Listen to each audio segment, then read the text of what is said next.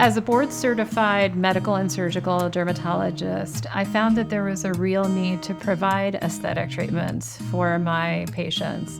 I started out with medical patients. They became my aesthetic patients, and they have now been my patients for 20 years.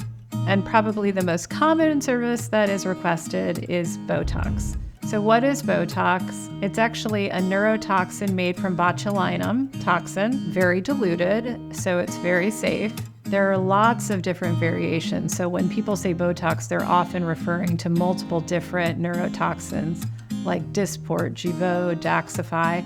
I actually commonly use Dysport. It has a little bit of a faster onset of action, and they all tend to last around 4 to 6 months before requiring a second treatment. We will talk to you about risk factors for folks who should not get Botox. We always make sure you don't have a history of certain neuromuscular diseases. We talk about how you can have some pinpoint bruising. We give you advice on how to take care of your skin for the first 24 hours so the Botox doesn't go where we don't want it to go. And then I will carefully mark where I'm going to put the different units of Botox in, and we'll discuss how many units are needed in each location to achieve the desired result. I tend to go for a very light treatment the first time you have Botox because we can always add more, but we cannot take it away. We also obviously discuss price because Botox and these neurotoxins are not inexpensive. And so a lighter treatment is a cheaper treatment. And because I price by the unit, if you come back and need more, it's usually a nominal fee. I do recommend that all of my Botox patients, especially when they're new to Botox, come for a free visit after 2 weeks.